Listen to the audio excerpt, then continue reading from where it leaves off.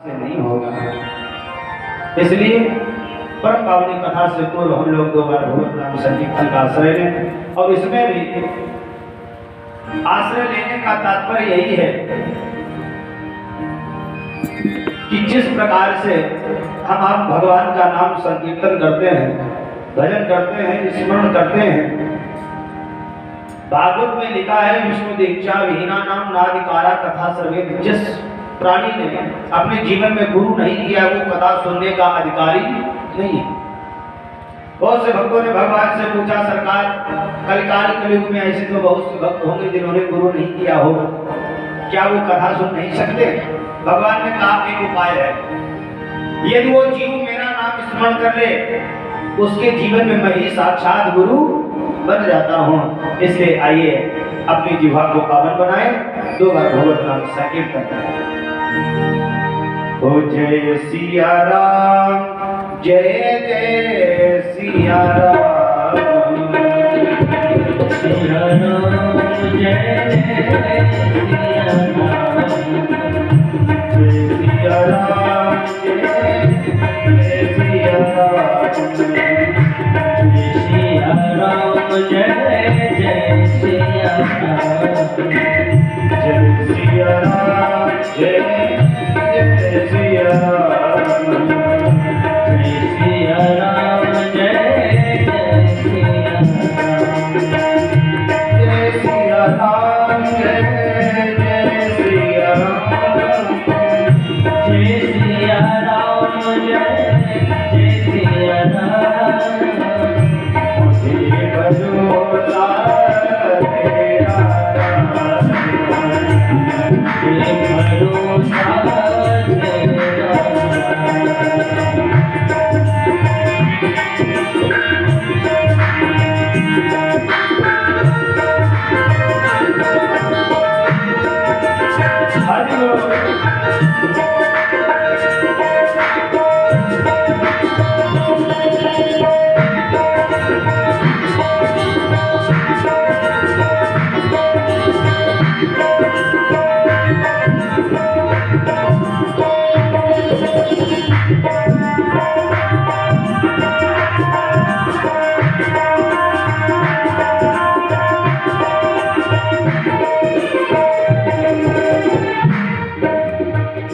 नाथ सकल संपदा तुम्हारी, नाथ सकल संपदा तुम्हारी, नाथ सकल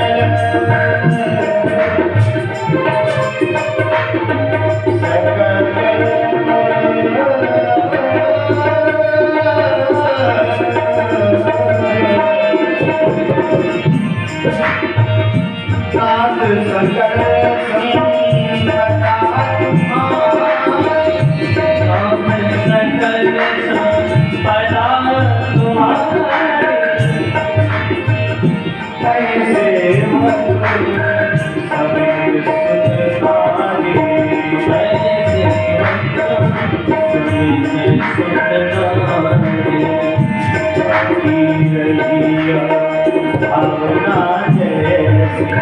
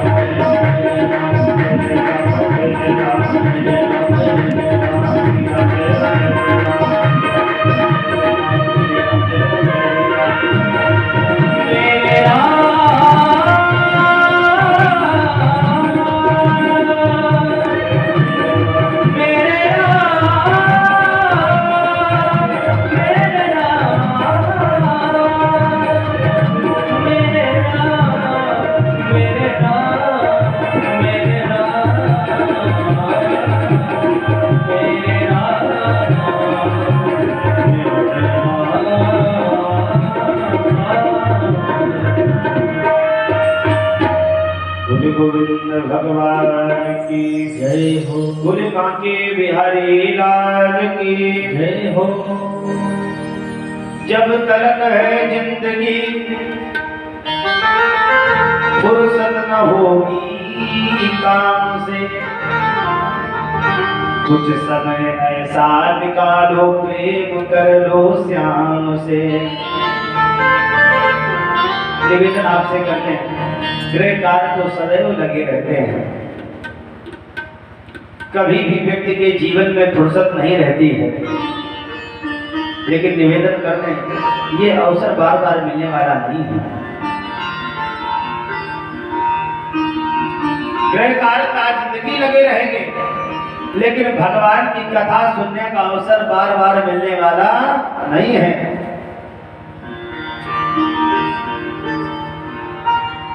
कुछ समय सा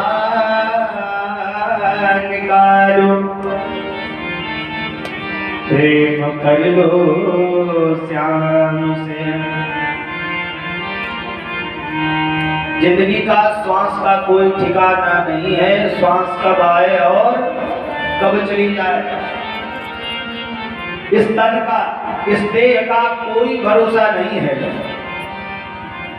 कब श्वास आए और कब चली जाए। इसलिए आप सभी से निवेदन है, जहां तक इस धर्मशाला केंद्र के माध्यम से आवाज भी पहुंच रही है, समस्त भक्त वृंदों से हमारा निवेदन है, श्वास श्वास पर कृष्ण भजी प्रथा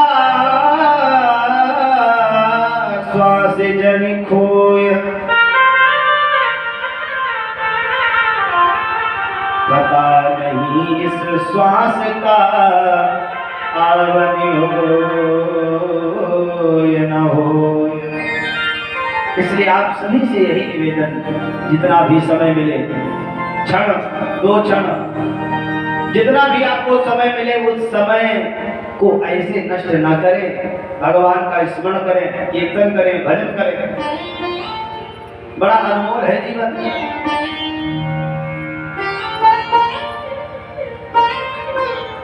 प्रयास यही करना चाहिए कि हमारी जितनी भी श्वासें निकले हैं उस सभी में हमारे प्रभु का स्मरण हो। जब आप अपना ये संकल्प बनाएंगे तब आपके जीवन में गोविंद की प्राप्ति अवश्य होगी। बस यही आप सभी से निवेदन कथा के माध्यम से है। परम पावनी कथा का तो हम सभी लोग आनंद ले ही रहे हैं, लेकिन साथ साथ में गोविंद का स्मरण भी कर रहे हैं, ठाकुर जी का स्मरण भी कर रहे हैं। यही निवेदन है, श्वास श्वास पर कृष्ण भज वृथा श्वास जन खोय, पता नहीं इस श्वास का आवन हो या न होय। आज नैमिषारण्य क्षेत्र में सोनक आदि 88,000 महात्माओं का समागम हुआ है। एक दो महात्मा नहीं है, हजारों महात्मा वहां पर पधारे हैं। नए विशेषूत मासीनम अभिवाद्य महामतिम कथामृत रसस्वाद कुशला सौनको ब्रवीत। एक दो महात्मा नहीं है, 88,000 महात्मा वहां पर पधारे हैं। किसके लिए पधारे हैं? कथा का रसपान श्रवण करने के लिए। और विशेषता ये है कि श्रोता पहले से आ चुके हैं, सुनने वाले वक्ता का आगमन अभी तक नहीं हुआ है। सूत जी महाराज का आगमन नहीं हुआ है, लेकिन 88,000 महात्मा नैमिषारण्य के धाम में आ चुके हैं। और हम आप क्या करते हैं, एक एक महीने पहले से सबको पता होता है, पंपलेट पर जो इतने छपे होते हैं हर जगह पर, सबको पता होता है। मैटी भी बिछ जाती है, कलाकार बंधु भी आ जाते हैं, सारी व्यवस्थाएं हो जाती हैं, फिर भी व्यक्ति के पास समय नहीं है। लेकिन जैसे ही इन महात्माओं को पता चला है तो सब अपने अपने कार्य छोड़ करके भगवान के आगमन के लिए आ गए।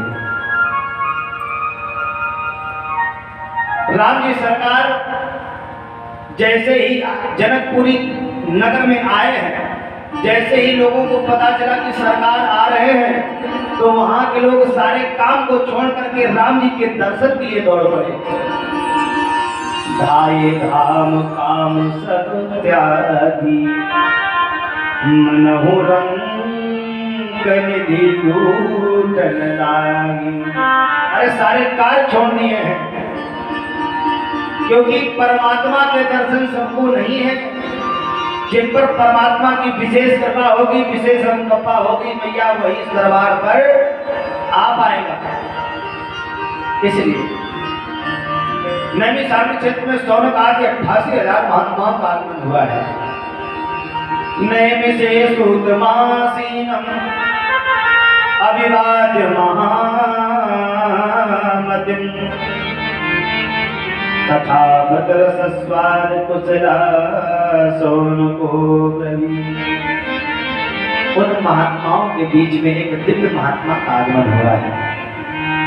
बोलिए श्री सूत जी महाराज की जय हो। और जैसे ही श्री सूत जी महाराज का आगमन हुआ, तो जितने भी महात्मा थे सब के सब उनके सम्मान में उत्कृष्ट हो गए, खड़े हो गए। शौनक आदि महात्माओं ने हाथ जोड़ करके कहा, सरकार ज्ञान ध्वांत विध्वंस सूर्य कोटि समप्रभाय, सूताख्याय कथा सारम मम कर्ण रसायनम। हे महाराज, आपका आगमन हो गया तो हमारा सभी हम महात्माओं का जीवन धन्य हो गया है। कोटि सूर्य समप्रभा, आपके चेहरे से समझ में आ रहा है जैसे आपके चेहरे पर करोड़ों सूर्यों के समान प्रतिभा हो। इसलिए सरकार, आपसे यही निवेदन है, सूताख्याय कथा सारम मम कर्ण रसायन। आप ऐसी परम पावनी कथा का रसपान श्रवण कराओ जो कि मेरे कानों में रसायन प्रदान करे, जिससे हमें परम शांति प्राप्त हो और भक्तों को एक सन्मार्ग का रास्ता पता चलेगा। सूताख्याय कथा सारम मम कर्ण रसायनम।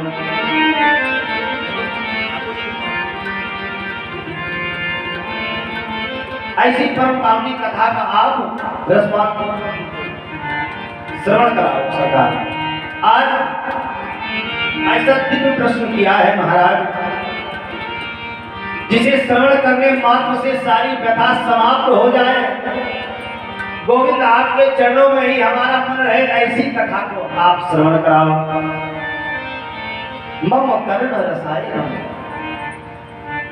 आज सूत जी महाराज से जब ये प्रश्न किए गए हैं, तो सूत जी महाराज ने आज कथा का प्रारंभ किया है। काल व्याल मुख ग्रास त्रास निर्नाम सहित। निवेदन करते हम आप सभी लोग काल के मुख में बैठे हुए हैं, सभी लोग काल के मुख में बैठे हैं। बस अंतर यह है कि वो काल अपना मुख बाए हुए है।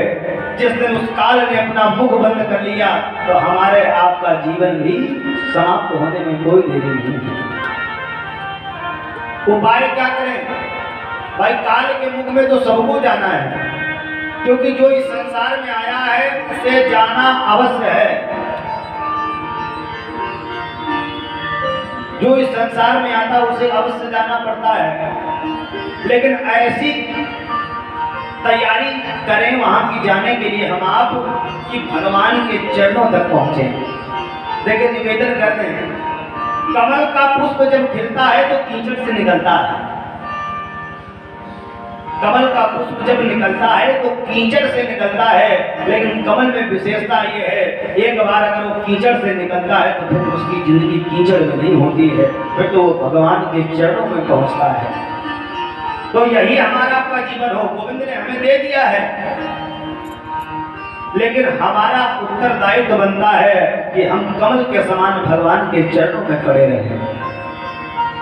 इसलिए काल व्याध मुखग्रास त्रास निर्नाश हेतवे,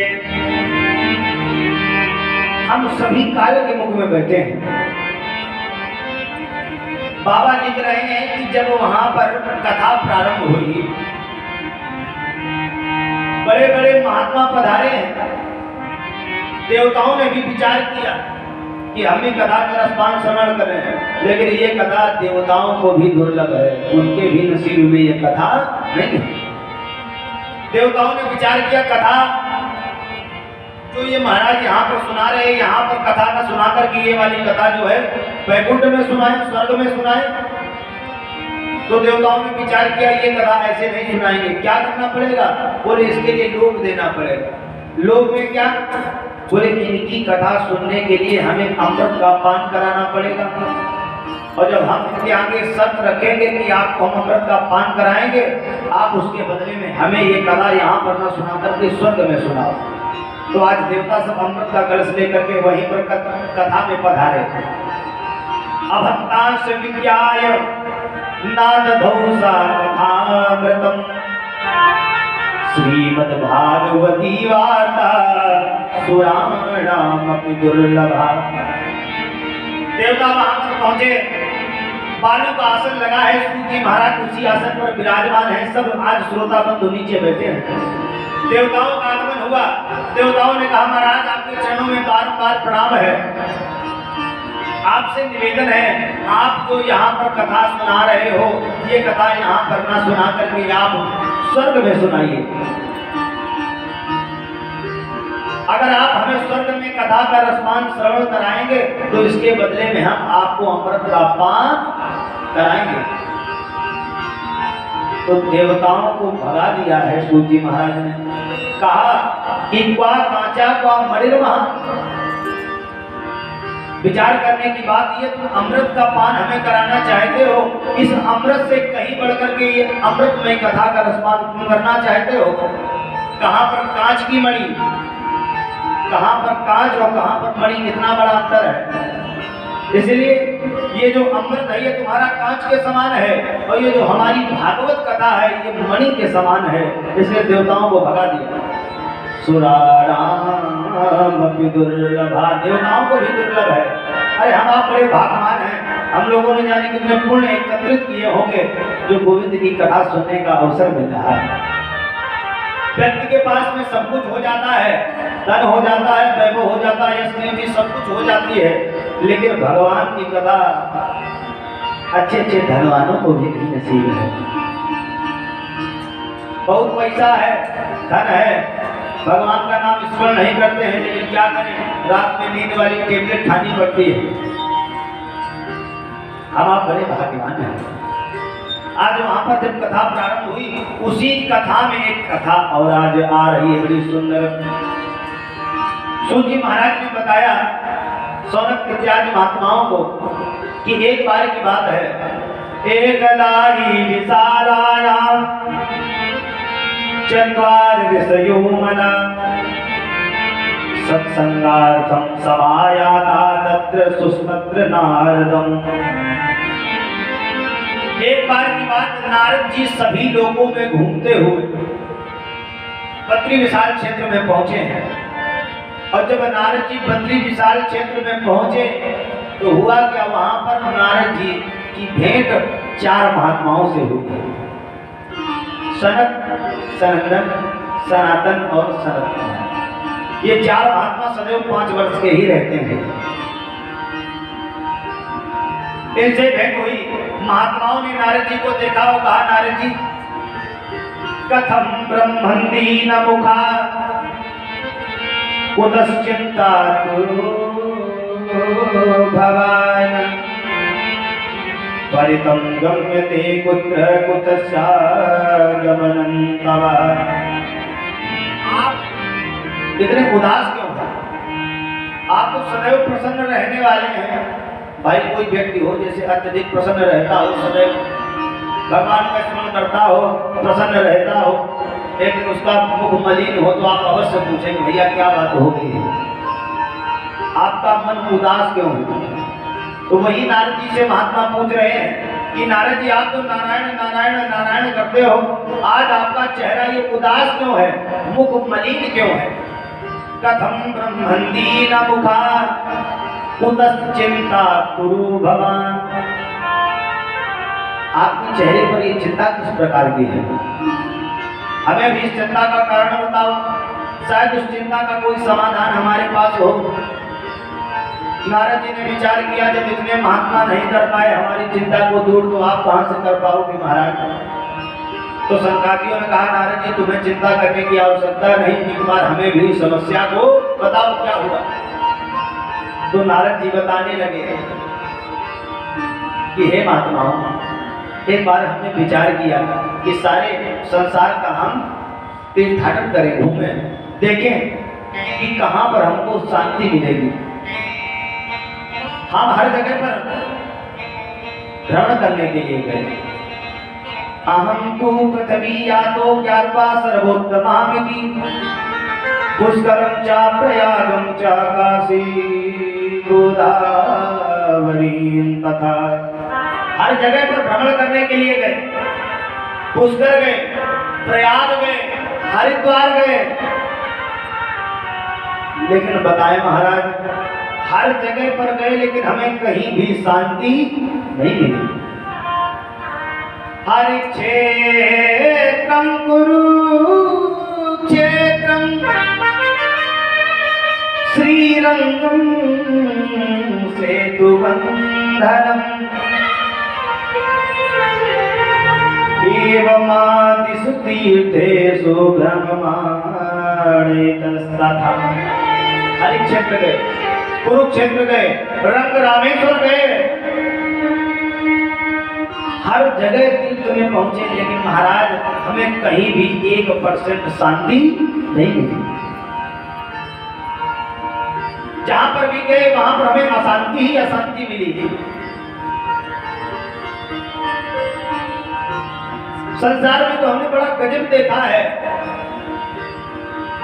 कन्याओं का विवाह नहीं हो रहा है, कन्याओं का तो क्रय विक्रय किया जा रहा है।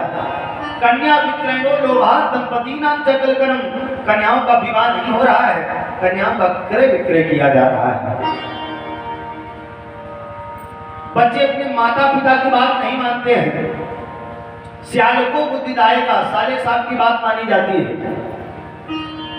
कन्या विक्रयो लोभात दंपतीनां चकलकरम, श्याल को बुद्धिदायक का साले साहब की बात को माना जाता है, माता पिता की बात नहीं मानी जाती है। हर जगह पर गए महाराज लेकिन हमें कहीं भी शांति नहीं मिली। हमने सोचा लाओ महात्माओं के दर्शन करने, तो ब्रह्मचारी जी के वहां पर पहुंचे तो देखा क्या, ब्रह्मचारी जी के आश्रम में जैसे ही पहुंचे तो ब्रह्मचारी जी के यहाँ पर 2-4 बच्चे खेल रहे हैं। हमने पूछा लोगों से भैया ये किसकी कुटिया है, बोले ब्रह्मचारी जी की है। बोले कैसे ब्रह्मचारी है, बालक होंगे, ये बालक किसके, बोले ब्रह्मचारी जी के। हमने पूछा कि बालक किसके हैं, तो बोले बालक ये जितने भी दिखाई पड़े सब ब्रह्मचारी जी के हैं। तो नारद जी ने विचार किया ऐसे ब्रह्मचारी बालक भी हैं, और महात्माओं के पास में गए, वहां पर अशांति अशांति। हमने पूछा भैया ये किसकी कुटिया, बोले मौनी बाबा की है। तो वहां पर महात्माओं की भी व्यवस्था बड़ी चकित वाली हमने देखी। तो हमने विचार किया एक बार हम वृंदावन जाकर के देखें, शायद हमें वृंदावन में शांति मिल जाए। तो नारद जी महाराज वृंदावन में भी गए, और जैसे वृंदावन में पहुंचे हैं, यमुना के किनारे उन्होंने एक अचंभा देखा। एक नव युवक स्त्री यमुना के समीप में बैठी है, उसकी गोद में 2 बूढ़े पुरुष लेटे हैं, आसपास सखी सहेलियां हैं। लेकिन हमने विचार किया कि हम महात्मा हैं, हमें स्त्री के पास में नहीं जाना चाहिए। नारद जी बताने लगे महात्माओं हमने उस स्त्री को देखा है, लेकिन वहां पर भी हमें वृंदावन में भी शांति नहीं मिली। और जैसे ही हम चलने लगे तो एक आवाज आई, भो भो साधो चरम तिष्ठ मच्चिन्तामपि नाशया दर्शनं तव लोकस्य सर्वथा घरं परम। जैसे हम वहां से चलने लगे तो आवाज एक स्त्री की आई, भो भो साधो क्षणं तिष्ठ। हे महात्मा जी, क्षण भर के लिए ठहर जाओ, रुक जाओ। भो हे साधु क्षण भर के लिए रुक जाओ। मच्चिंता मपिनाशया, मेरी चिंता को दूर करो, क्योंकि हमने सुना है दर्शनम तव लोकस्य सर्वथा अधर्म परम। महात्मा के दर्शन मात्र से ही सारे कष्ट दूर हो जाते हैं, सारी चिंताएं दूर हो जाती हैं। इसलिए महाराज क्षण भर के लिए ठहर जाओ। नारद जी आज ठहर गए, रुक गए। नारद जी के समीप आज देवी मैया आई हैं, और जैसे ही उस देवी ने नारद जी से कहा, महाराज क्षण भर के लिए रुक जाओ, मेरी चिंता को दूर करो, क्योंकि आप महात्मा हैं। संत मिलन को जाइए तजमाया अभिमान, ज्यों ज्यों पग आगे धरो तो कोटिन यज्ञ समान। अरे महाराज क्षण भर के लिए रुक जाओ। नारद जी ने पूछा, देवी किस बात की चिंता है तुम्हें? तुम कौन हो, कहां से आई हो, अपना परिचय तो बताओ। नारद जी पूछने लगे, देवी तुम कौन, कहाँ की हो, किस महापुरुष की जागी हो। मेरा सौभाग्य बढ़ाने को ऐ देवी कहाँ से आई हो।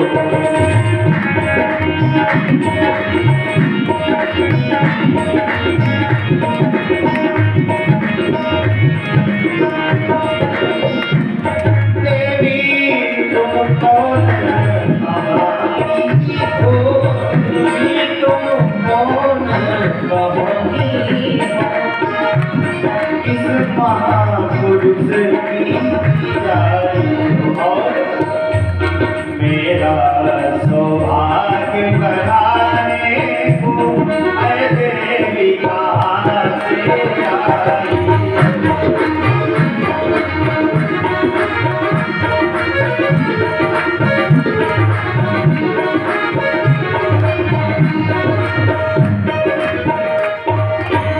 देवी तुम कौन हो, कहां से आई हो, अपना परिचय बताओ। आज वो देवी ने कहा, नारद जी महाराज, अहम भक्ति रीति ख्याता इमो में तनियो मतो ज्ञान वैराग्य ना मानो काल योगे न जर्जरो। हम भक्ति देवी के नाम से जानी जाती है, हमारा नाम भक्ति है। ये जो दो बूढ़े पुरुष हैं सरकार महाराज, ये किसी और के नहीं है, ये हमारे ही बालक हैं, हमारे ही पुत्र हैं। एक का नाम ज्ञान है, दूसरे का वैराग्य है। बस चिंता की बात महाराज यही है, जिसकी मां नौ युवक हो, जवान हो और बालक बूढ़े हो, उस मां को कितना कष्ट होता है। इसलिए महाराज बस हमारी चिंता यही है कि मां भले ही बूढ़े हो जाए, लेकिन बच्चे सदैव नौनिहाल होने चाहिए। हे महाराज, मैं हूँ लौकिक सुंदरी नहीं, सब भक्ति मुझे बतलाते हैं। यह दोनों ज्ञान विराग रूप मेरे बेटे कहलाते हैं। महाराज आप हमारा परिचय पूछ रहे हैं, तो निवेदन कर दें आपसे, हम गुजरात में भी रही, महाराष्ट्र में भी गई, लेकिन कहीं भी हमें परम शांति नहीं मिली है। हर जगह पर हम गई, लेकिन जैसे ही हम वृंदावन में आई तो वृंदावन से पुनः प्राप्त नवीनेव स्वरूपनी। जैसे ही मैं वृंदावन में आई तो मैं नव युवक हो गई, नव निहाल हो गई, लेकिन हमारे बच्चे बूढ़े हो गए। आज नारद जी ने कहा देवी चिंता मत करो। नारद जी ने उपाय करना प्रारंभ किया है, वेद वेदांत गीता पाठ सुनाया है, वेद का भी पाठ सुनाया, वेदांत का भी पाठ सुनाया। ज्ञान वैराग को होश तो आए, लेकिन पुनः से मूर्छित हो जाता है। नारद जी के पास में जितनी भी जड़ी बूटी थी, दवा थी, टेबलेट थी, डेकाडान इंजेक्शन था, सब का सब लगा दिया, लेकिन ज्ञान वैराग को होश नहीं आया। वेद सुनाया, वेदांत सुनाया, गीता का पाठ सुनाया, लेकिन इनको होश नहीं आया है।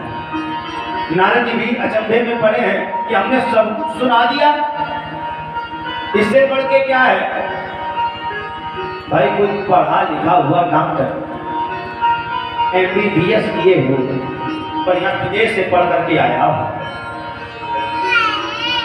और वो बीमारी को दूर न कर पाए, सब की सब दवा लगा दे, प्रयास कर ले, तो उसको चिंता होगी कि वेद वेदांत से भी बढ़कर के कुछ है। आज नारद जी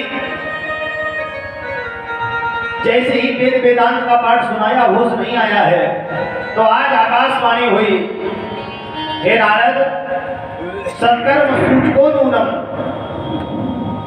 उद्यम करो, उद्यम करो, सत्संग करो। नारद जी ने विचार किया, अभी ये क्या गीता भागवत वेद वेदांत का सत्संग नहीं है। उद्यम करो, परिश्रम करो, और प्रयास करो, और ढूंढो, खोजो। तो नारद जी ने विचार किया, वेद वेदांत से कुछ कल्याण नहीं हो रहा है, ये सत्संग नहीं तो फिर सत्संग क्या है।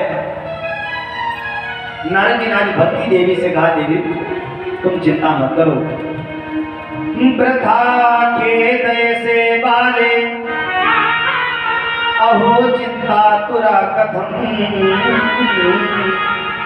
श्री कृष्ण चरणाम्भोजं स्मर दुःखं गमिष्यति। देवी चिंता न करो, अपना जितना भी दुख है भगवान श्री कृष्ण के चरणों में रख दो, स्मरण करो श्री कृष्ण का, स्मर दुःखम गमिष्यति। उनके स्मरण मात्र से आपके सारे दुख समाप्त हो जाएंगे। और देवी तुम चिंता न करो, हम बहुत जल्द तुम्हारे पास में ये सत्संग ढूंढ करके लाएंगे, परिश्रम करके आएंगे और तुम्हारे बच्चों को पुनः से हम नवनिहाल कर देंगे।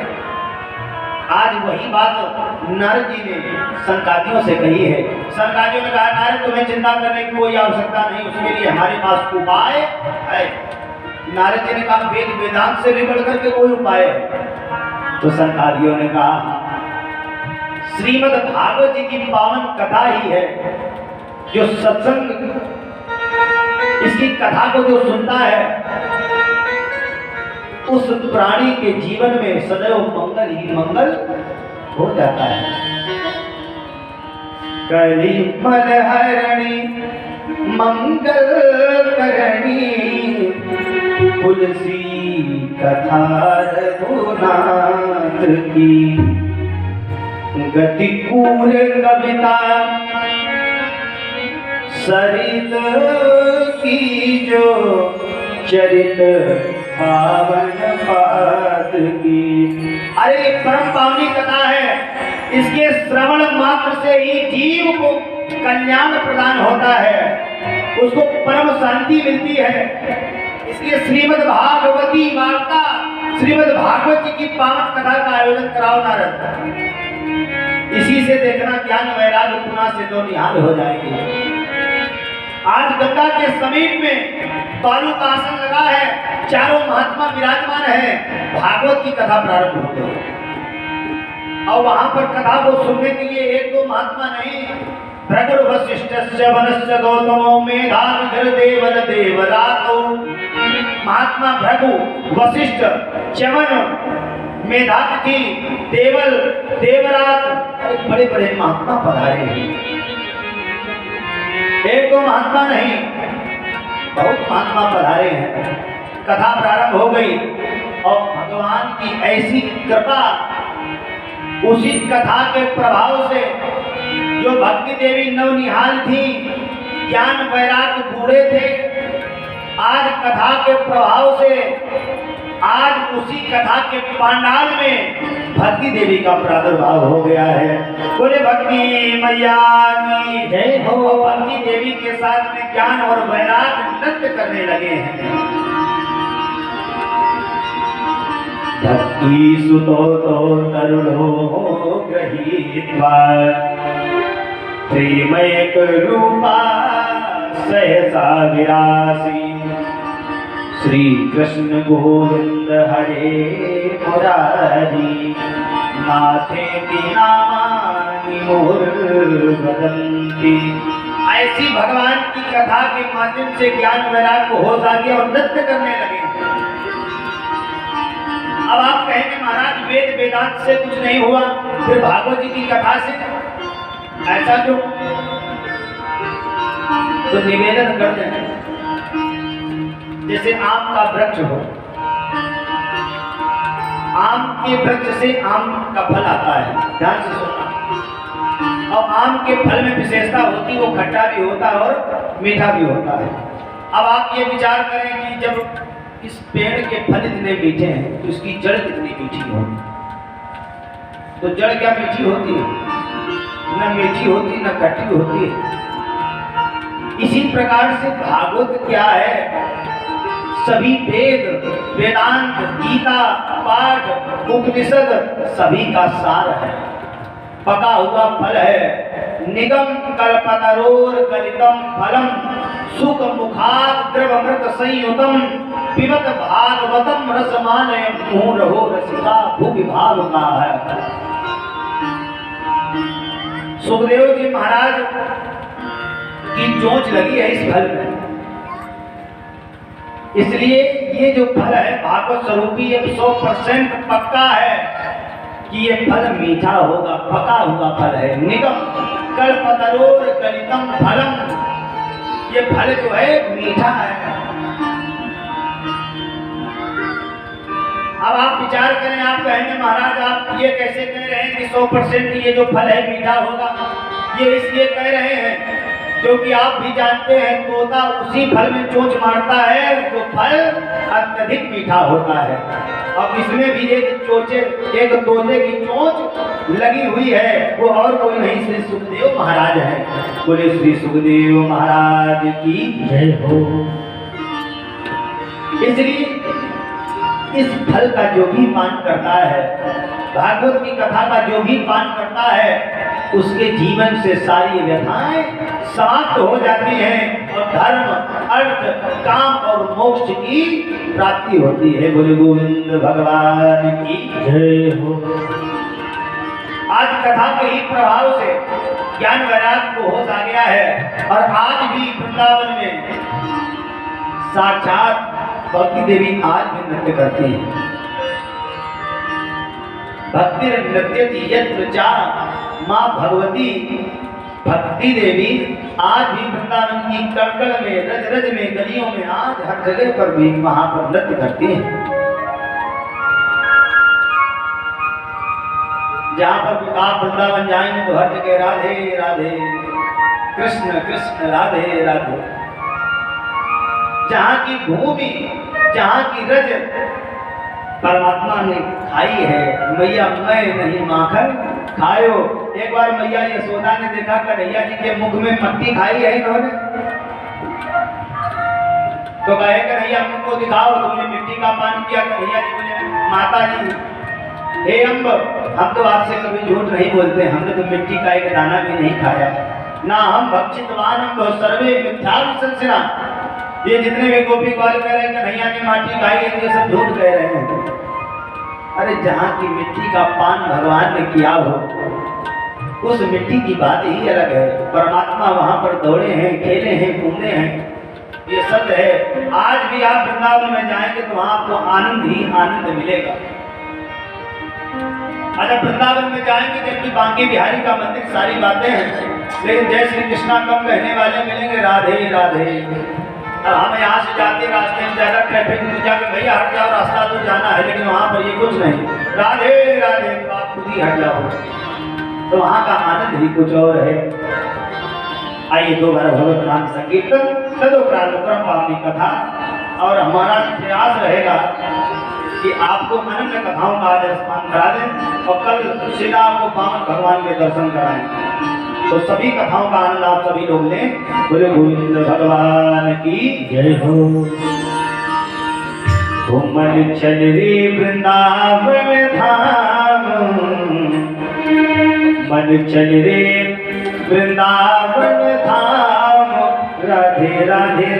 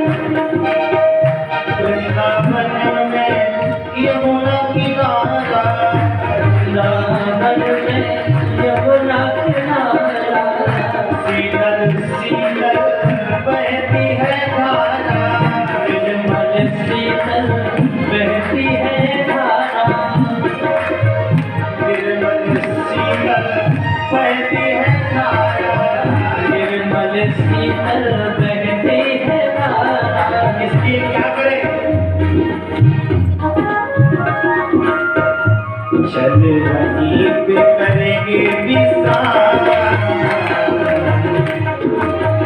चल वहीं पे करेंगे आराम,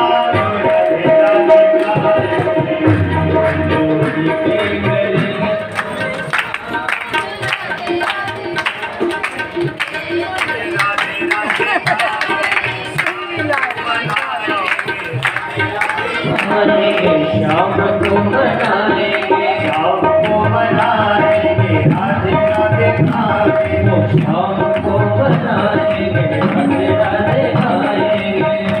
तेरा कौड़ी तेरा कौड़ी लगेगा, राधे राधे गाएंगे,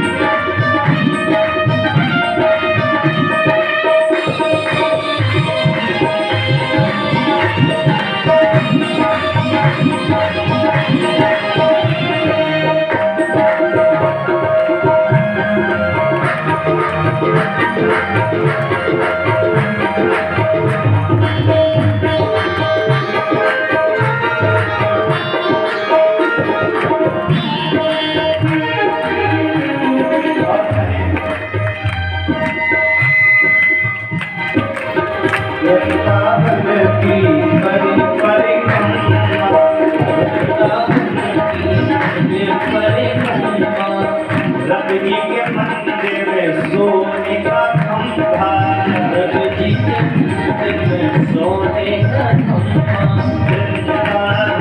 सोने का खंभा, वृंदावन में सोने का खंभा, वृंदावन की करे परिक्रमा, वृंदावन की करे परिक्रमा।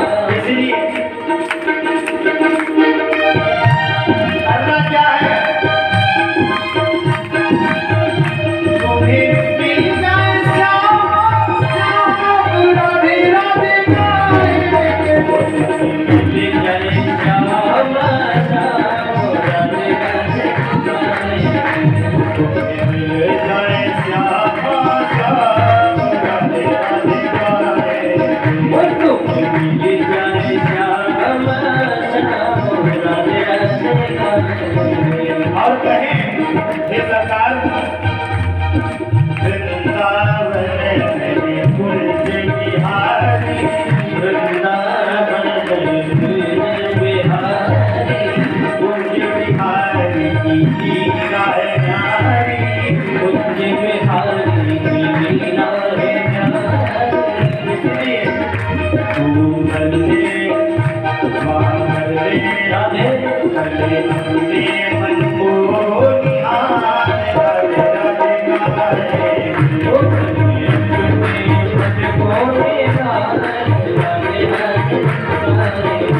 राधे राधे गाए, राधे राधे गाए, सबको बनाए, राधे राधे गाए, सबको बनाए,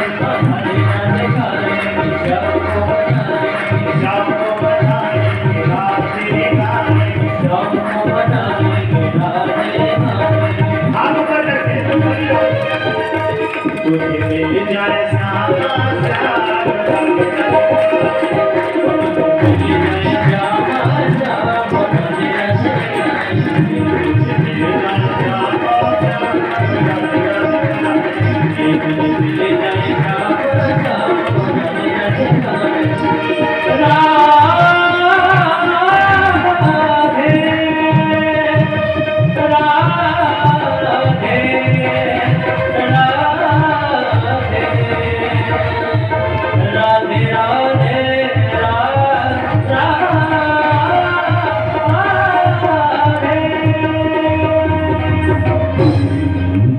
राधे रानी सरकार की जय हो।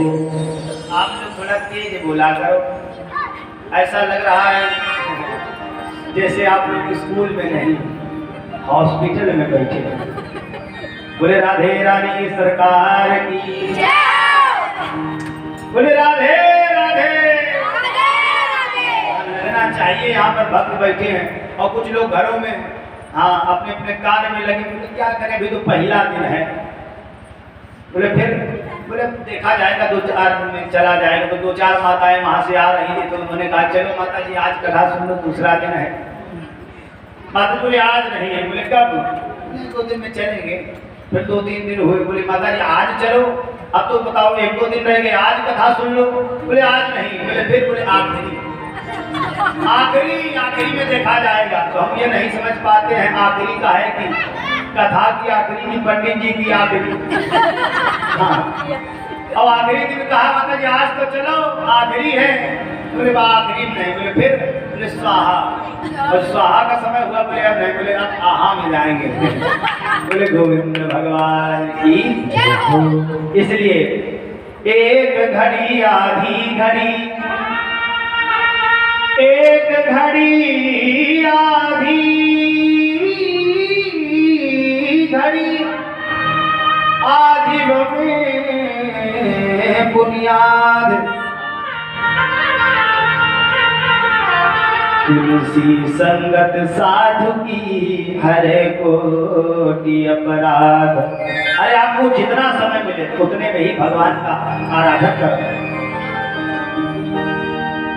श्रीमद् भागवत जी की कथा सुनने से कैसे कैसे लोग उतर जाते हैं। ये मानवा पाप कृतस्तु सर्वदा, सदा दुराचार रता विमार्गगा। क्रोधाग्निदग्धा कुटिलाश्च कामिना सप्ताह यज्ञेन कलो पुनन्ति ते। चाहे जितना कोई क्रोधी हो, कुटिल हो, कामी हो, अत्याचारी हो, पापाचारी हो, दुराचारी हो, उसका भी कल्याण श्रीमद् भागवत जी की कथा से हो जाता है। जिसने पूरे जीवन में भगवान का नाम नहीं लिया है, ऐसे अत्याचारी पापाचारियों का भी कल्याण भागवत की कथा से हो जाता है। क्रोधाग्निदग्धा कुटिलाश्च कामिना सप्ताह यज्ञेन कलो पुनन्ति ते।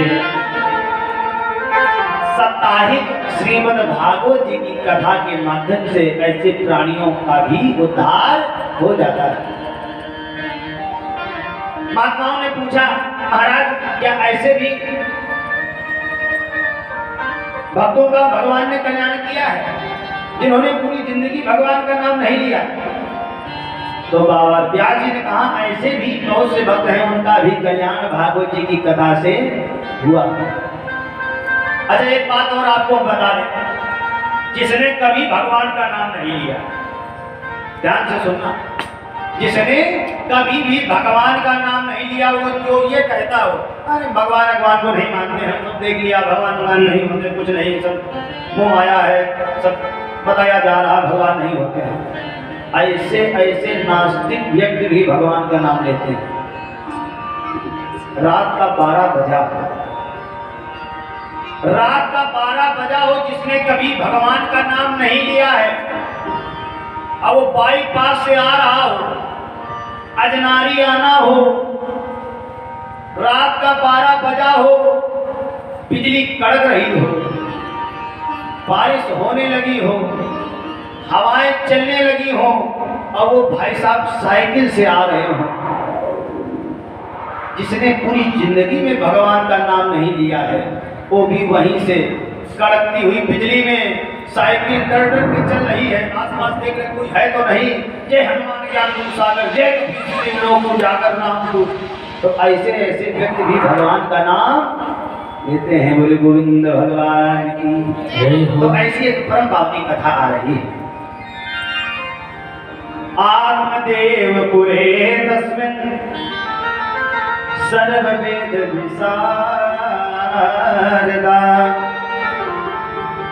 एक आत्मदेव नाम के पंडित जी हैं, सब वेदों को जानने वाले हैं, वेद वेदांत पढ़े हुए हैं, सब कुछ है इनके पास में। स्रोतस मार्ते सुनिष्णातो द्वितीय इव भास्करा, मानो इस प्रकार से है जिस प्रकार से सूर्य भगवान होते हैं, इतने देदीप्यमान हैं। इनके पास में सब कुछ है। पंडित जी की पंडितानी है जिनका नाम है धुंधली। पंडित जी जितने भगवान के प्रति आस्थावान हैं, उससे कहीं धुंधली मैया बैरागी है, ना भगवान को मानती, ना पूजा पाठ को, दिन भर खाती है और इधर उधर की बातें, व्यर्थ की बातें। पंडित जी के जीवन में सब कुछ है, लेकिन पंडित जी के जीवन में बस एक कमी है कि इनके कोई संतान नहीं है। इनके घर में एक तुलसी का वृक्ष लगा है, और जब से तुलसी का वृक्ष लगाया है तब से उस तुलसी का वृक्ष भी हरा भरा नहीं हुआ। घर में की गौ माता है, उन्होंने भी अभी तक कोई बछड़े को जन्म नहीं दिया है। निवेदन करते पंडित जी को बस इसी बात का कष्ट है कि हमारे जीवन में सब कुछ है लेकिन कोई बालक नहीं है। ये सत्य है, आपके जीवन में सब कुछ हो जाए, धन भी हो जाए, वैभव भी हो जाए, यश कीर्ति भी आ जाए, यदि आपके जीवन में संतान नहीं है, उस माता पिता को बहुत कष्ट होता है।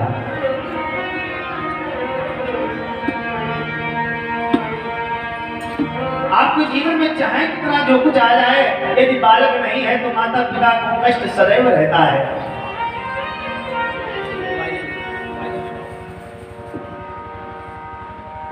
बोले गोविंद भगवान की जय हो। देवी मैया।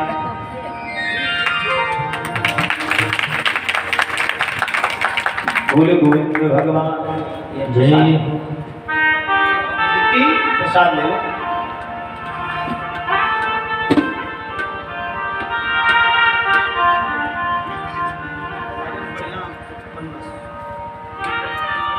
आज पंडित जी के जीवन में सब कुछ है, सिर्फ जीवन में संतान नहीं है। ध्यान से सुनना सभी लोग। एक ही बात का कष्ट है, जिस गली से निकलते हैं समाज के लोग कहने लगते हैं, अरे कैसे ये ब्राह्मण है, इनसे पूजा पाठ कराने से क्या लाभ जब इनके खुद ही संतान नहीं है।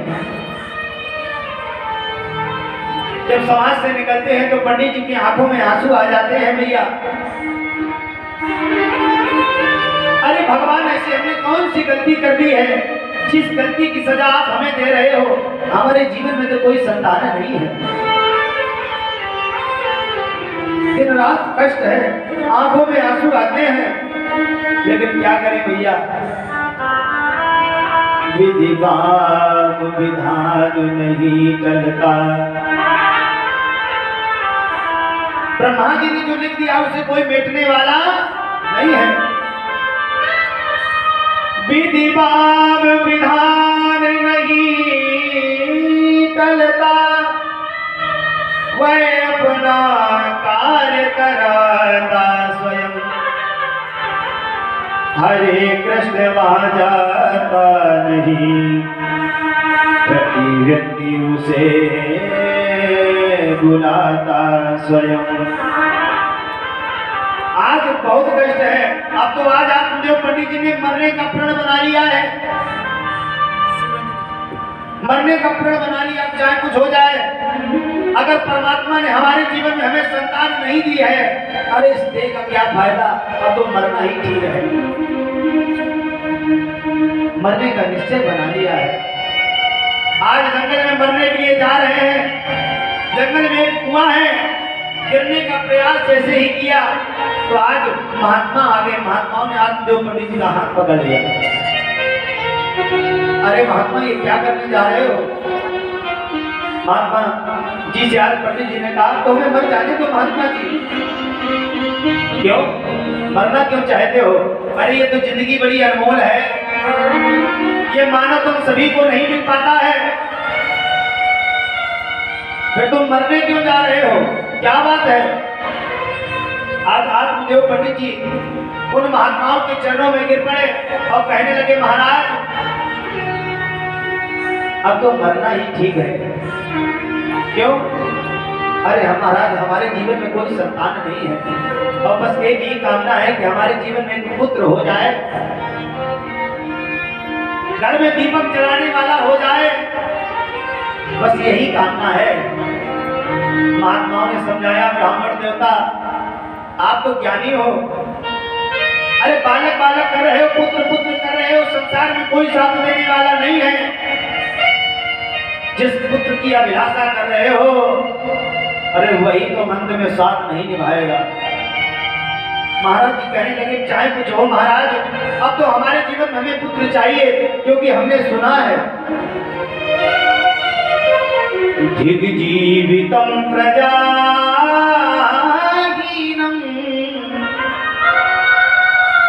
धिग्रहं च प्रजाविना धिग्धनं चानपद्यस्य धिक्कुलं संतति। ऐसा जीव बेकार है, ऐसा राजा किस काम का जिसके राज में कोई प्रजा ना हो, ऐसा कुल किस काम का जिस कुल में कोई संतान ना हो महाराज। इसलिए हमें बस संतान हो जाए, या तो आप हमें मरने दो या हमारे जीवन में एक संतान प्रदान करो। महात्माओं ने पंडित जी को बहुत समझाया, अरे पुत्र पुत्र कर रहे हो भैया, ये पुत्र भी साथ देने वाले नहीं है, ये हमारी आपकी भूल है। हम ये कहते हमारे जीवन में संतान हो जाए, संतान हो जाए, अरे संतान साथ नहीं देती है। हम आप कहते हैं संतान हमारा नाम बढ़ाती है, अरे संतान सबसे पहले हमारा आपका नाम घटाती है। जब पिता की मृत्यु होती है तो बेटा सबसे पहले पहुंचता है और कहता है खिदमत खिदौनी से हम पिता का नाम हटावा से हमारा नाम लिखो। अरे बेटों से नाम आगे नहीं बढ़ता है, व्यक्ति अपने कर्मों के अनुसार अपना नाम बढ़ाता है, अपना नाम गिराता है। निवेदन करते महात्माओं ने बहुत समझाया, लेकिन पंडित जी ने कहा महाराज हमने सुना है, सुनता हूँ जो पापी अपने जीवन में पुत्र न पाते हैं, वे स्वयं नरक में जाते हैं, पुरखों को ले जाते हैं। इसलिए महाराज हमें बस संतान की प्राप्ति करा दो। महात्माओं ने बहुत समझाया, ब्राह्मण देवता जिस पुत्र जिसके लिए तुम कर रहे हो, एक दिन उसी पुत्र के लिए तुम्हारे आंखों में आंसू आएंगे, क्योंकि यह तो कर्मों की खेती है, जो बोएगा सो पाएगा। कर्मों से मुक्ति दिलाने में बेटा का साथ निभाएगा। हे ब्राह्मण, कर्मों का बोझ उठाने में बेगार से काम नहीं चलता। ये ब्राह्मण एक धोखा है, वेदों से नाम नहीं चलता। बेटों से नाम नहीं चलता है। लेकिन आज पंडित जी महात्माओं के चरणों में गिर पड़े। महात्मा ने कहा पंडित जी यदि आप हमारी बात नहीं मान रहे हो तो जाओ ये वाला फल अपनी पत्नी को दे देना, इसके द्वारा तुम्हारे जीवन में संतान प्राप्त होगी। महात्माओं ने बहुत समझाया, राजा पंडित जी बात नहीं मान रहे हो, लेकिन निवेदन करते हैं एक दिन आपकी आंखों में आंसू आएंगे तो आप हमारी बात को स्मरण करोगे। महात्माओं ने हमें सही समझाया था। फल ले दिया और कहा जाओ ये वाला फल जाकर के अपनी पत्नी को खिला देना।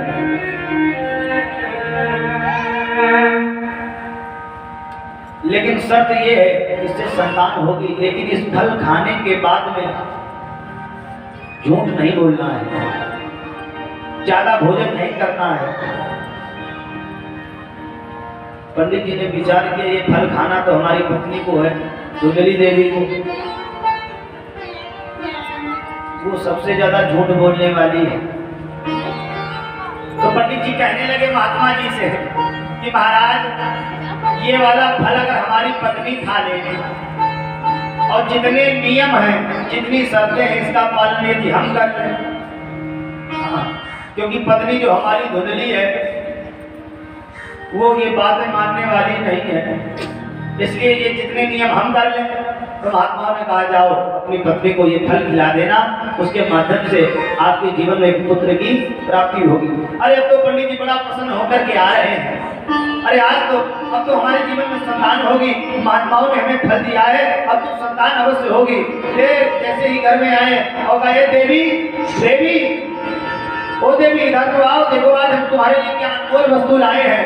अरे धुंधली ने सोचा आज तो ब्राह्मण देवता हमारे लिए ऐसा का हार बनवा करके लाए हैं। और कहा क्या है महाराज क्या है? अरे देवी देखो ये फल लाए हैं।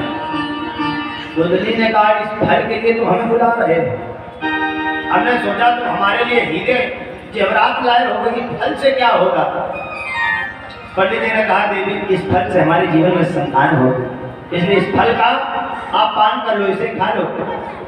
इतना कहकर के पंडित जी चले गए। धुंधली की एक सगी बहन है, वो आ गई। धुंधली ने कहा ए बहन देखो ये स्वामी हमारे फल लेकर के आए हुए और कहते हैं इस फल से संतान होगी। क्या फल खाने से संतान होती है? क्या फल खाने से बेटे होते हैं? मान लो बहन हमने ये फल खा लिया, चलो ठीक है, अब जब फल खाएंगी तो हमारा उदर बड़ा हो जाएगा। फल भक्षेन गर्भस्यात्, जब हमारा गर्भ आएगा तो ना तो हम उठ पाएंगी, ना बैठ पाएंगी, ना ज्यादा भोजन कर पाएंगी। बताओ इतने नियम हम कैसे कर पाएंगे? और तो और मान लो गांव में आग लग गई, सब तो भाग जाएंगे, लेकिन हमारा क्या होगा? उस आग में हम जल जाएंगे, इसलिए हम फल का पान नहीं करेंगे। तो धुंधली की बहन ने समझाया, अरे बहन चिंता न करो, हमारे भी कुछ दिन बाद बालक होने वाला, संतान होगी, वो संतान तुम ले लेना, और यदि तुम्हें ये है कि फल से क्या संतान होती तो ये वाला फल गाय को खिला दो, उसने भी तो अभी तक कोई बछड़े को जन्म नहीं दिया है। आज ऐसा ही हुआ। निवेदन कर देते, माताओं के 8 अवगुण बताए गए हैं। नार स्वभाव सत्य सब कहाई, अवगुण 8 सदा उर रहाई। लेकिन अच्छाइयां भी बहुत हैं। आज आप समझो कि पंडित जी तो बस बुराई बता रहे हैं, तो माताओं में अच्छाइयां भी बहुत हैं। भीड़ बढ़ाने में आगे हो आप लोग, संकटा खाने में बड़ी, 250 ग्राम मिठाई एक बार स्वाहा, और बच्चा मांग दे तक पूजा माई की दही नहीं जा। चढ़ौती चढ़ाने में बड़ी, भीड़ बढ़ाने में बड़ी, दान दक्षिणा चढ़ाने में बड़ी, हर मामले में आप लोग बड़ी हो। हम अगर कहते माता जी झाला बाला चढ़ा दो तो चढ़ा देंगे, लेकिन ऐसा न करना। बोले गोविंद भगवान की जय हो। तो 8 अवगुण बताए गए हैं। साहस अरत चपलता माया,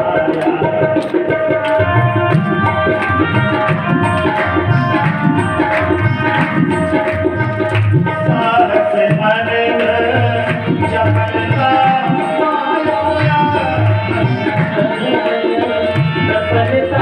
माया, भय विवेक समझ पराया,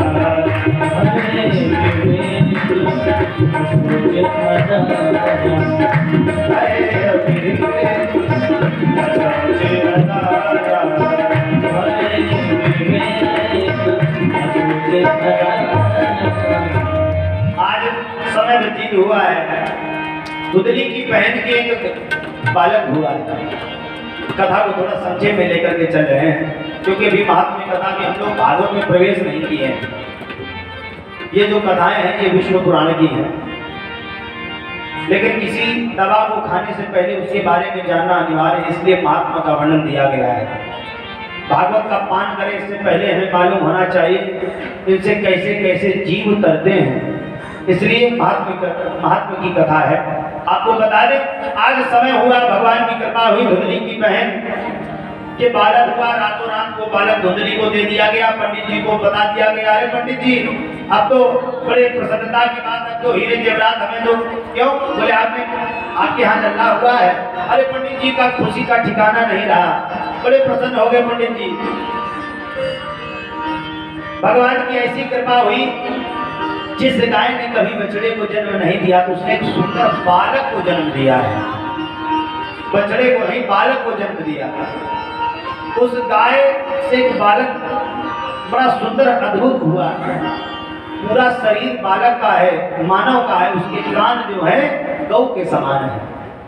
पंडित जी ने विचार किया, कहा धुंधली ए देवी अब तो बालक हो गए हैं, तुलसी मैया भी हरी भरी हो गई हैं, एक काम करो आचार्य में हम लोग को बुला करके बेटों का नाम कर्ण संस्कार हो जाए।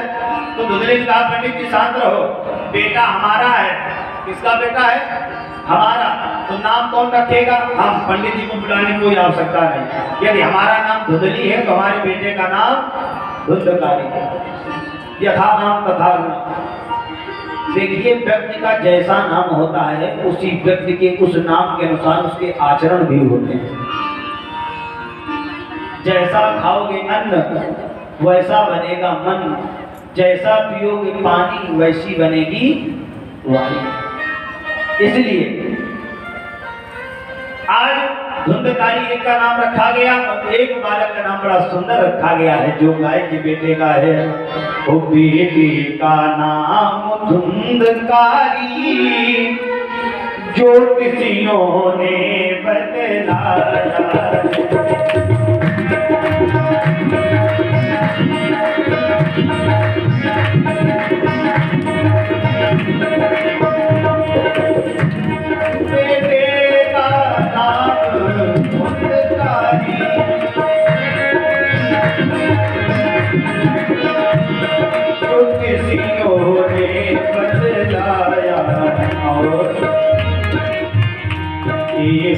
उस गौ के बछड़े को नाम फैलाया।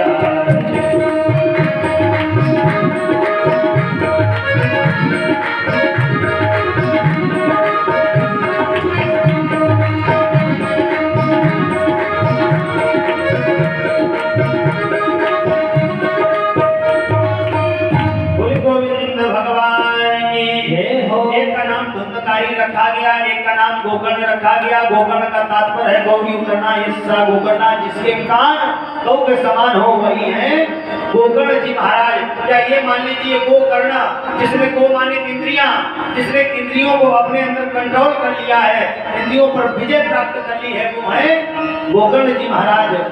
आज दोनों में अंतर क्या है? समय व्यतीत हुआ, विद्या अध्ययन करने के लिए गए, लेकिन गोकर्ण जी का मन बहुत लगता है पूजा पाठ में, लेकिन धुंधकारी का मन न लगे। ये बड़ा अत्याचारी दुराचारी निकला, ना माता को मानता है, ना पिता को मानता है, ना बड़ों को मानता है, ना वेद शास्त्र को मानता है, किसी को नहीं मानता है। मदिरा का पान करने लगा है और अपनी मैया से बार बार आता है, लड़ता है, झगड़ता, कहता है मैया हमें रुपए दो और धन दो, हमें मदिरा का पान करना है। एक दिन पिताजी से रुपए मांगे, धन मांगा, आत्मदेव पंडित जी ने मना कर दिया। जब आत्मदेव पंडित जी ने मना कर दिया है तो आज आत्मदेव पंडित जी को बहुत सी बातें सुनाई है। आत्मदेव पंडित जी को बहुत गिरानी हुई मन में कि महात्माओं ने हमें सही समझाया था कि वेदों से कुछ कल्याण होने वाला नहीं, लेकिन वहीं पर इतना सोच ही रहे थे, गोकर्ण जी का आगमन हो गया। गोकर्ण जी ने कहा पिताजी आप क्यों चिंता करते हो,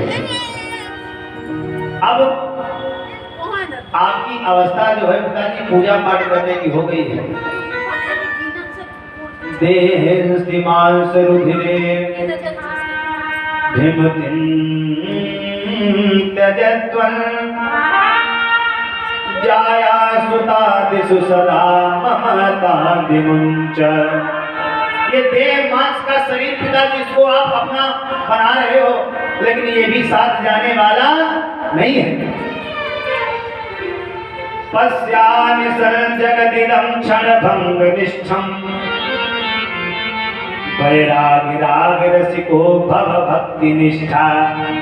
अब तो आप वैराग्य ले लो, भगवान की भक्ति करो, आप उन्हीं में निष्ठा को लगाओ।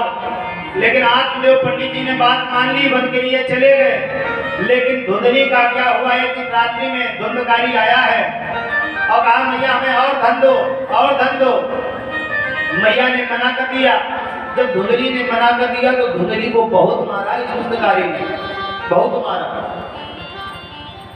पैसे नहीं दे रही हो, हमें मदिरा का पान करना है, हमें और धन दो।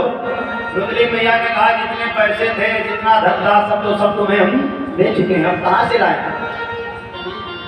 और जब नहीं दिया तो धुंधकारी ने बहुत मारा और कष्ट हुआ धुंधली को। हमने पति के साथ में बहुत छल किया है, कपट किया है, उसी का भोग आज भोगना पड़ रहा है। तो आज धुंधली रोती हुई उस रात्रि में इनके घर के पास में कुआं बना है, उसी कुएं में गिर करके प्राणों का प्राणांत कर लिया है।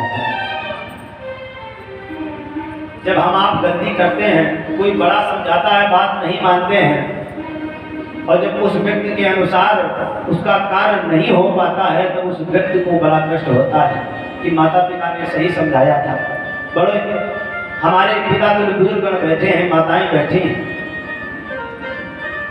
ये जब बच्चों को समझाते हैं, अनुभव बताते हैं, तो बेटे कहते चलो आप हमें न बताओ, नई दुनिया हम सब जानते हैं, आप नहीं जानते हो माता पिताजी, ये नया जमाना है, इस जमाने को हम भली भांति जानते हैं। लेकिन आपको बता दें, आपसे ज्यादा कहीं माता पिता ने इस जमाने को देखा है, आपसे कहीं ज्यादा इनको अनुभव है। उमा कहूं मैं अनुभव अपना, सत हरि भजन जगत सब सपना। आज धुंधली ने अपने प्राणों का प्राणांत कर लिया, अब क्या हुआ, अब तो धुंधकारी अकेला बचा है। अब दोनों में क्या अंतर है, गोकर्ण जी क्या करते हैं, धुंधकारी क्या करता है। गोकर्ण सुबह से संध्या तक पूजन में समय बिताने लगा, लेकिन खल नीच धुंधकारी लेकिन वैश्याओं के घर जाने लगा। ये वैश्या प्रवृत्ति करने लगा, और जो वैश्या प्रवृत्ति करता है, मदिरा का पान करता है, उनका जीवन सदैव उनका विनाश ही होता है। क्योंकि बताया गया है उनकी यूं ही दुर्गति होगी, जिनकी प्यारी वैश्या होगी। और जो सगे बाप की सगी नहीं, जो सगे बाप की सगी नहीं, वो और किसी का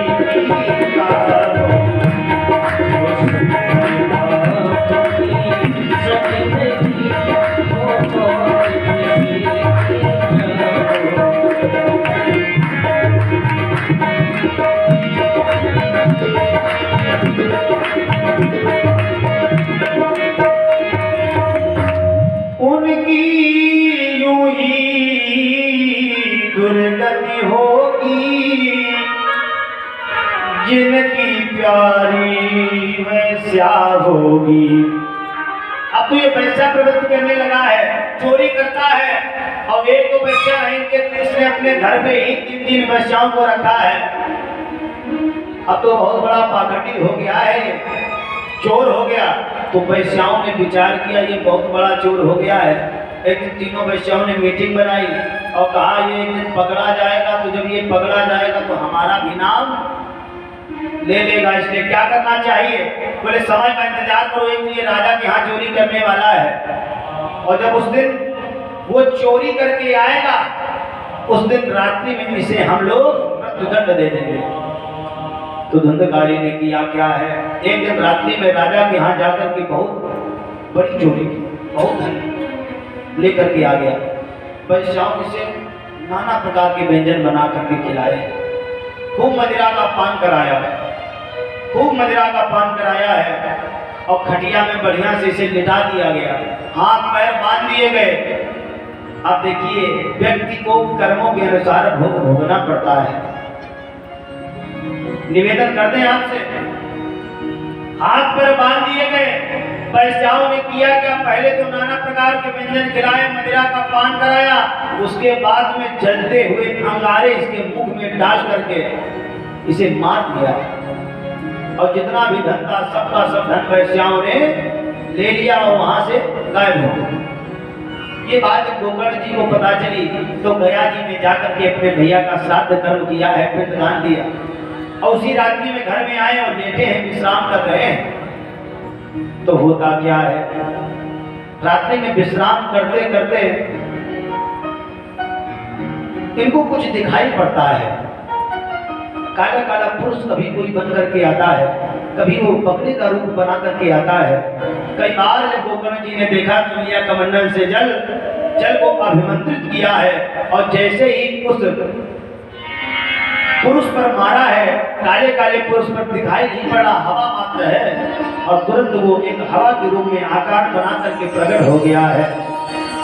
गोकर्ण जी ने कहा तुम कौन हो, अपना परिचय दो। तो आज वो धुंधकारी कहने लगा, भैया अहम भ्राता त्वदीयोऽस्मि धुंधकारी इति नामतः। स्वकीयेनैव दोषेण ब्रह्मत्वं नासितं मया। ए भैया, मैं आपका छोटा भाई हूँ, धुंधकारी हूँ। अपने अवगुणों के द्वारा हमें ये प्रेत योनि मिली है। गोकर्ण जी ने कहा प्रेत योनि मिली, हम तो तुम्हारा पिंडदान गया जी में करके आए हैं, तुम्हें मुक्ति मिल जानी चाहिए। तो गोकर्ण जी ने कहा गया श्राद्ध सतेनापि मुक्तिर्मे न भविष्यति। आप एक बार क्या 100 बार भी गया जी हो आओ, पिंडदान हमारे लिए करके आओ, लेकिन फिर भी हमें मुक्ति मिलने वाली नहीं है। इसलिए भैया, हम तो प्रेत योनि में हमें बहुत कष्ट मिल रहा है, बहुत यातनाओं का सामना करना पड़ रहा है। इसलिए भैया कुछ उपाय ढूंढिए। अच्छा, गोकर्ण जी महाराज सूर्यदेव भगवान की उपासना करते हैं। जैसे ही प्रातः काल बेला हुई, सूर्य भगवान को अर्घपाद्य किया है और सूर्य भगवान से प्रार्थना की कि हे प्रभु, आप ही हमें कोई उपाय बताओ जिससे हमारे भैया का कल्याण हो। तो सूर्यदेव भगवान ने गोकर्ण जी को बताया है कि श्रीमद् भागवत का आयोजन कराओ, अनुष्ठान कराओ, उसी के माध्यम से तुम्हारे भाई को मुक्ति मिल सकती है। गोकर्ण जी ने दिव्य कथा का आरंभ किया और जब कथा का आरंभ किया तो समस्त ग्रामवासी, नगरवासी जितने भी वहां के थे, सबने कथा सुनी। धुंधकारी ने भी कथा सुनी। वहीं पर एक बांस का डंडा पड़ा है, उसी बांस पे ही उसने अपना निवास बनाया है, उसी में जाकर के वो कथा का रसपान करने लगा। जब पहले दिन की कथा सुनी तो वो बांस 7 गांठ का था। कथा जब श्रवण की तो पहले दिन की जब कथा श्रवण की तो पहले दिन ग्रंथ भेद हो गया। दूसरे दिन की कथा सुनी तो दूसरी ग्रंथ का भेदन हो गया। इस प्रकार से 7 गांठें 7वें दिन जैसे ही पूर्ण हुआ है तो 7वीं गांठ भी जैसे ही फटी है तो आज उसी से एक दिव्य पुरुष का आगमन हो गया है। अब वो कोई ऐसा वैसा पुरुष नहीं है जो प्रेत योनि में था, कथा के प्रभाव से एक दिव्य रूप में प्रकट हो गया है। दिव्य रूप धरो जातस तुलसी दाम देता पीतवासा घनश्यामो मृकुटी कुंडलान्विता। मानो साक्षात घनश्याम श्याम सुंदर हो, तुलसी की माला पहने हैं, पीतांबर है, पीतवासा घनश्याम हो। आज उसका प्रादुर्भाव हुआ है। आज कहा भैया हमें आपने परम मुक्ति दिला दी है।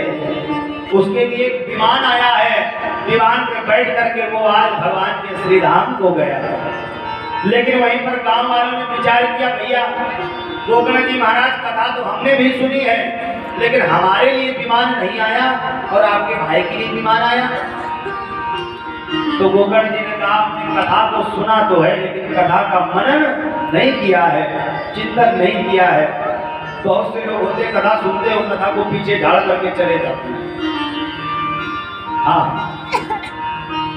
कुछ लोग जो है कथा में ही तो बातें करें, उनको कथा से कोई मतलब है नहीं, वो अपने में क्या करें भैया। ओलावृष्टि हो गई है, फसल पूरी खराब हो गई, कथा में मन नहीं लग रहा है, यही बातें कर रहे हैं। क्या करें, दवा हमने बहुत डाली लेकिन सब देखा तो उनका कथा में मन ही नहीं लगता है। अरे श्रोता भी कई प्रकार के होते हैं।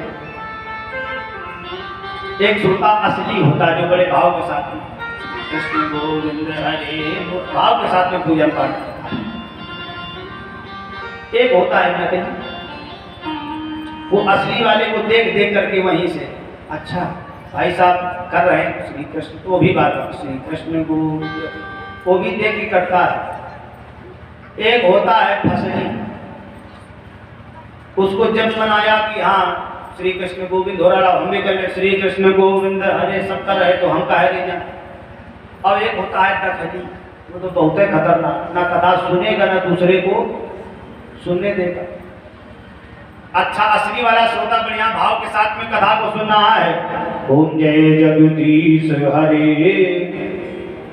अब जो सबसे दखली वाला वहीं से, क्यों भाई साहब पूजा कर लेना, क्यों चक्कर में पड़े हुए, एकदम अभी सब पूजा करनी है क्या? अब असली बात है भैया थोड़ा शांत रहो, कथा तो सुन लेंगे, ये छोड़ो कथा तो होती है, 7 दिन बड़े कथा सुन भाई तो सुनो, क्या क्या बता, क्या बनाया ही हो आज घर, इसके लिए तो हमें डिस्टर्ब कर रहे हो। हाँ ये बताओ बना करके क्या है? कुछ नहीं, आज जो है कदुआ की सब्जी, तो उनको इसी में आनंद है, लेकिन असली श्रोता वही है जो भगवान की अमृतमय कथा का श्रवण तो करे ही करे, लेकिन मनन भी करे, चिंतन भी करे। अब तो दोबारा जब कथा हुई तो आप सबने बड़े भाव के साथ में कथा का रसपान किया है, और जब कथा का रसपान किया तो आज सबके लिए विमान आया। अगर यहाँ पर विमान आ जाए, मृत्यु देवी आ जाए, तो कहीं चलो तो समय हो गया, तो भक्त क्या कहता, अभी क्या है, अभी तो लड़के का विवाह करना है, नाती नता देखने हैं, अभी समय नहीं है। लेकिन वहां पर जब विमान आया तो सब के सब आज भगवान के धाम को गए हैं। बोले गोविंद भगवान की जय हो, और तेज जयकारा लगाइए, बोले सांचे दरबार की। आपसे निवेदन करने के ये अमृतमय कथा का रसपान श्रवण करने के लिए साप्ताहिक अनुष्ठान होना चाहिए। अनन्य चीजें व्यास जी ने बताई हैं कि श्रोता कैसा हो, वक्ता कैसा हो, विष्णु दीक्षा से युक्त होना चाहिए। वक्ता भी गुरु के द्वारा जिसने शिक्षा ली हो, शास्त्र को जानने वाला हो। परीक्षित जी के लिए भी कई नियम बताए गए हैं, व्यास जी के लिए भी कई नियम बताए गए कि कथा के माध्यम में छौर कर्म बिल्कुल नहीं करना चाहिए, पृथ्वी पर सोना चाहिए या तखत पर सोना चाहिए, आम लकड़ियों के ऊपर। कई विधान बताए हैं, 1-2 विधान नहीं, कई विधान हैं। ना 7 दिन व्रत रह पाओ तो फलाहार का नियम बताया गया है कि बढ़िया आप एक टाइम फलाहार करो और शाम को आप रात्रि में भोजन भी कर सकते हो, सायं में। कई विधान बताए गए, 1-2 विधान नहीं है। गुरु होना चाहिए जीवन में।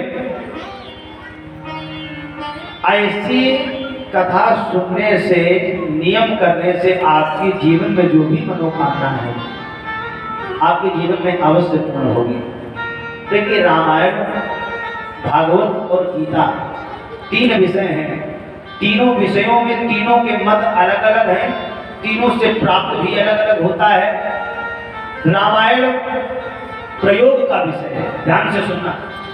रामायण प्रयोग का विषय है, हमें कैसे चलना है, हमें कैसे जीना है, सद्मार्ग का रास्ता बताती है। रामचरितमानस प्रयोग का विषय है, गीता योग का विषय है, और श्रीमद् भागवत जी की पावन कथा योग का विषय है। हमें किस प्रकार से मरना है भागवत सिखाती है, हमें कैसे जीना है रामायण सिखाती है, और संसार में रह करके अपने शरीर को, इंद्रियों को किस प्रकार से मजबूत बनाना है, इंद्रियों को अपने बस में करना है, ये हमें गीता सिखाती है। इसलिए तीनों के विषय अलग अलग है। बोले गोविंद भगवान की जय हो। पर गोविंद मेरो है, गोपाल मेरो है।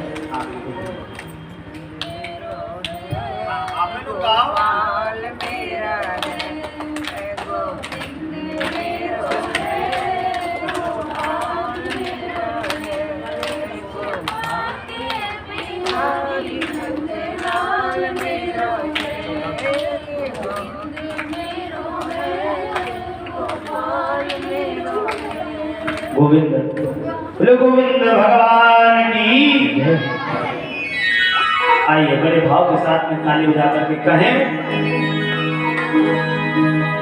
गोविंद मेरो है, गोपाल मेरो है, गोविंद मेरो है, गोपाल मेरो है, गोविंद मेरो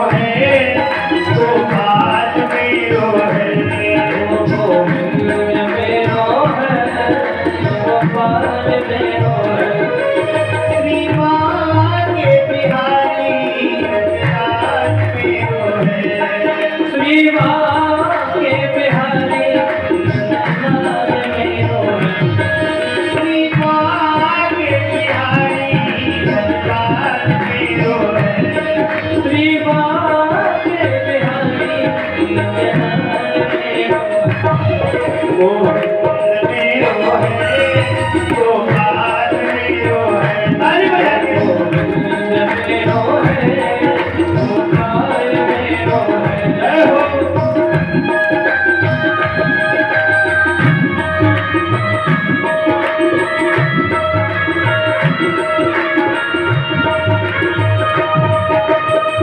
जय हो जय हो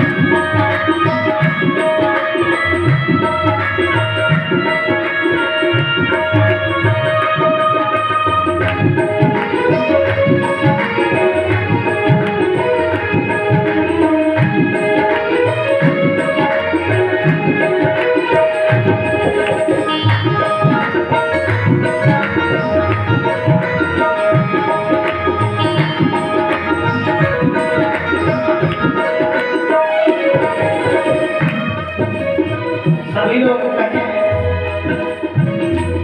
वो तो धेनु चरैया गोपाल मेरो है वो तो धैनु चरिया गोपाल मेरो है वो तो माखन चुरैया नंदलाल मेरो है वो तो पागल चुरिया नंदलाल मेरो है हम सबको प्यारो है भाई नाच बुलारो है हम सबको प्यारो है मैया को दुलारो है इसलिए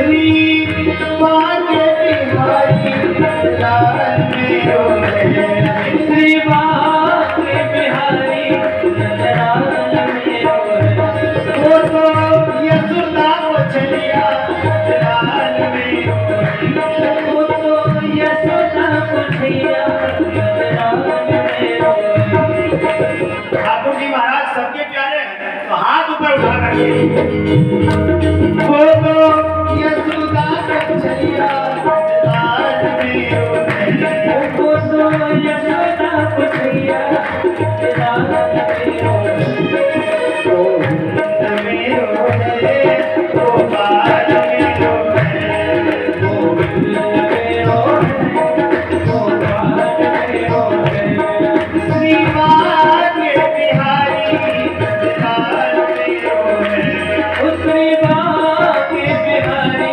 नंदलाल मेरो है गोविंद मेरो है गोपाल गोविंद मेरो है गोपाल मेरो है गोविंद मेरो है गोपाल मेरो है गोविंद मेरो है गोपाल मेरो है गोविंद मेरो है गोपाल मेरो है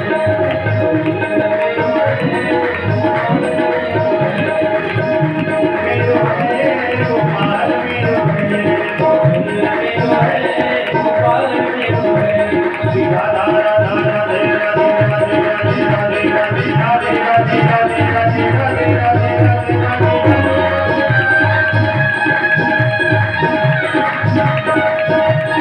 ताली बजा के भाव के साथ में